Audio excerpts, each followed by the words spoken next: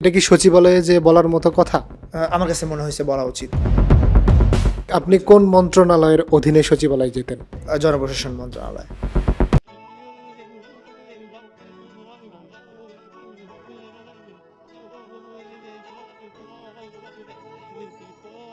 الشوق بنا والغان من فتان الأمان أن تسعدنا يا رمضان ها قد زينا المكان بالنور والألوان ومصلانا والقرآن يا بشرانا بالهلال بالنور والجمال أقبل يا شهر الغفران জনপ্রশাসন মন্ত্রণালয়ের ওখানে আপনার কাজ কি ছিল? আসলে সচিবালয়ে যাওয়ার রাস্তাটা আসলে কি? কার ক্ষমতায় সচিবালয়ে প্রবেশ করতেন? আচ্ছা, সচিবালয়ে যাওয়ার জন্য কি কোনো দলীয় পোস্ট প্রয়োজন আছে কিনা, মানে এটা আমি উত্তর হিসেবে দিচ্ছি, আমি আপনাকে জিজ্ঞাসা করছি না। মানে সচিবালয়ে বাংলাদেশের সাধারণ কোনো নাগরিক তার তার এলাকার প্রয়োজনে, এলাকার উন্নয়নের হোক বা এলাকার কোনো সমস্যা নিয়ে হোক বা তার ব্যক্তিগত কোনো সমস্যা নিয়ে হোক, এরকম কোনো বিষয় নিয়ে মানে যেতে পারবে না, এরকম কোনো মানে আইন বা এরকম কোনো সিস্টেম আছে বলে আমার জানা নেই। এক।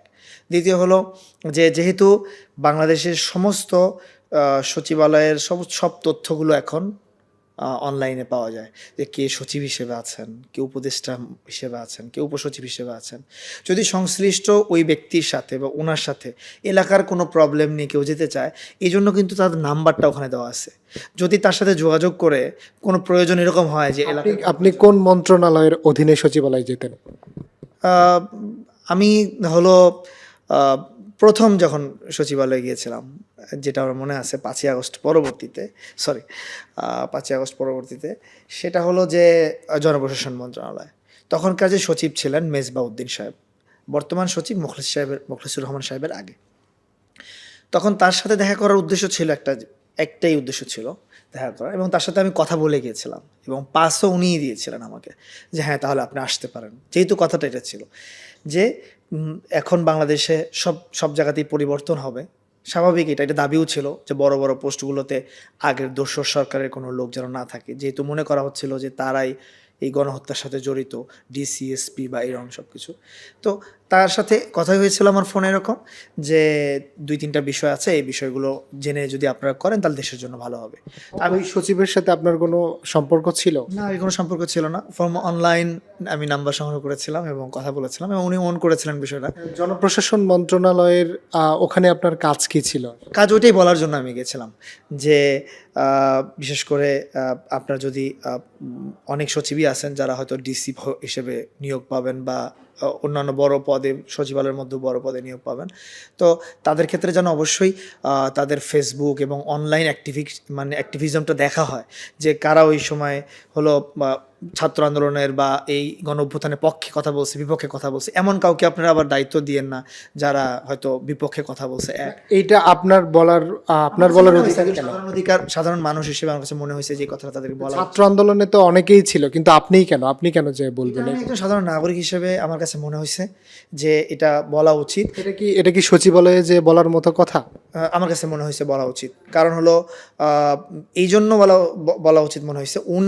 আমি ওনাকেও, ওই যে উনি যে ছিলেন মেজবাউদ্দিন সাহেব ছিলেন, উনিও আগের সরকারি দায়িত্বপ্রাপ্ত ছিলেন, এবং আমার কাছে মনে হয়েছে যে যদি ওনার দ্বারা কোনো কিছু হয় পরবর্তীতে হয়তো ওই ধরনের লোকই আবার না সামনে চলে আসে। এই জন্য আমি আমার দায়িত্বের জায়গা থেকে, একজন নাগরিকের দায়িত্বের জায়গা থেকে আমি অধিকার মনে করছি, এই জন্য আমি তাকে যে কথা বলছি। এবং যে ছবিটা আমার প্রকাশ পায় ওই দিনেরই এটা ছবি, যে হলো আমি ওই দিন ওনার সাথে কথা বলার পরে একজন যুগ্ম সচিবের রুমে ছিলাম, ওই সময় উনি আমাকে কিছু নাস্তা করার জন্য দিয়েছিলেন, ওই সময় কেউ একজন ওই ছবিটা উঠেছে। 24 ডিসেম্বর আপনার সচিবালয়ে আগুন লাগে, তারপরে সাংবাদিক সহ সাধারণ মানুষ সবার নিষেধাজ্ঞা ছিল, তারপরেই ঘটনা আপনি সচিবালয়ে, আপনি কিভাবে সচিবালয়ে গেলেন? এটা কোনো ভুল তথ্য, কারণ ডিসি নিয়োগ তো হয়েছে অক্টোবর মাসে আর আগুন লেগেছে ডিসেম্বর মাসে, তারপরে আমার যাওয়া হয়নি।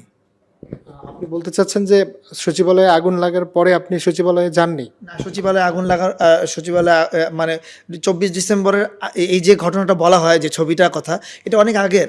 এটা যুগান্তরের রিপোর্ট দেখলে বোঝা যাবে। যুগান্তরে যিনি রিপোর্ট করেছিলেন এটা তো অনেক আগের। আপনি 24 ডিসেম্বরের পরে সচিবালয়ে যাননি? সচিবালয়ে আমি গিয়েছি, একদিন গিয়েছি সচিবালয়ে, কিন্তু সেটার সাথে মানে ওই ছবির বা ডিসি নিয়োগের ওটার সাথে কোনো সম্পর্ক। আচ্ছা, আপনি 24 ডিসেম্বরের আগে ডিসি নিয়োগের বিষয়টা নিয়ে সচিবালয়ে গিয়েছিলেন, কিন্তু 24 ডিসেম্বরের পরে আবার সচিবালয়ে গেলেন কেন? এটা সেদিন আমি গিয়েছিলাম, এটা লাস্ট মনে হয় 3-4 দিন আগের কথা, 3-4 দিন হবে বা 4-5 দিন আগের কথা। সেটা হলো যে শিক্ষা উপদেষ্টা মহোদয়ের কাছে আমার দেখা করা দরকার ছিল। ওনার সাথে আমি ফোনে কথা বলেছিলাম। কুয়েটের যে সমস্যা চলতেছিল, আমাদের ছাত্ররা অনশনে ছিলেন।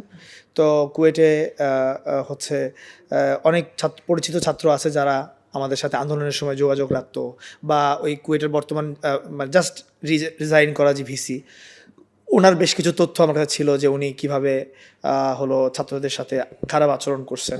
তখন কোন পাসটা নিয়ে আপনি গেলেন ওখানে?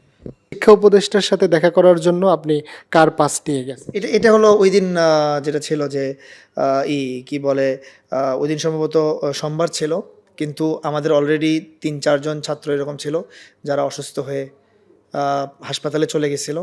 এমনকি অন্যান্য জায়গাতেও গণ অনশন শুরু হয়ে গেছিলো। তো জরুরি ছিল কথাগুলো বলার জন্য। তো ওই দিন সোমবারে যখন আমরা করছিলাম, তখন সাধারণত ওই দিনের পাসটা এরকম হয় যে মন্ত্রণালয় থেকে সরাসরি যারা ইয়াতে কি বলে নিরাপত্তার দায়িত্বে থাকেন, ওই জায়গাতে নামগুলো দিয়ে দেওয়া হয় আর কি। তো এপিএস বলে দেয়, উপদেষ্টা কোনো বিশেষ প্রয়োজনে ওখানে বলে দেয়। আমার নাম ওখানে এন্ট্রি করা ছিল নিরাপত্তার ওখানে, শিক্ষা মন্ত্রণালয় থেকে। তো আমি ওভাবেই গেছি।